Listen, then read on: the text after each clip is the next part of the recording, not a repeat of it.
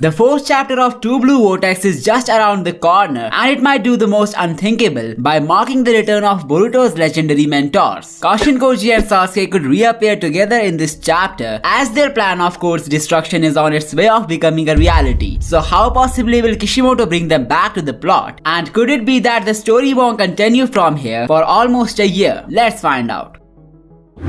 The last chapter has unveiled a really big plot twist regarding the mentor of Boruto in the time skip. The tools that he used to spy on Code actually belong to Kashin Koji, which means the cyborg has trained him in the time skip. Before we get into the fate of the duo, let's understand why them reappearing in the next chapter is a huge possibility. Kishimoto has teased both of these characters in the last chapter, with Kawaki telling Boruto that he looks like Sasuke's adopted child, to the tools of Koji being used by the young lord. This makes it necessary for the story to uncover what they both are doing right now, with Koji being the secret master of Boruto and Sasuke's fate being a complete mystery. There needs to be some more intel on both of them, especially their current role in the story. What I think is that the plan of Boruto is almost complete, as Code has now returned to the Ten Tails dimension. Sasuke and Koji must have played a vital role in this plan, and the Toad of Boruto might connect him to them as well. This means they are getting live reports of whatever is happening with Konoha and Code. Back when Amado showed the clash between Koji and Ishiki to Konoha, a Toad worked as a spy camera who telecasted their fight in real time. Something similar could be happening with Sasuke and Kashin Koji, as they might be watching the battle between Boruto and Code by using a Toad as a medium. While the anime had already foreshadowed the return of Jiraiya's clone with the time slip arc, chances are Sasuke will have an eye patch in his new avatar. Another huge reason for Kashin Koji to return this chapter has something to do with Jiraiya, rather the birthday of Jiraiya, which takes place on 12th November.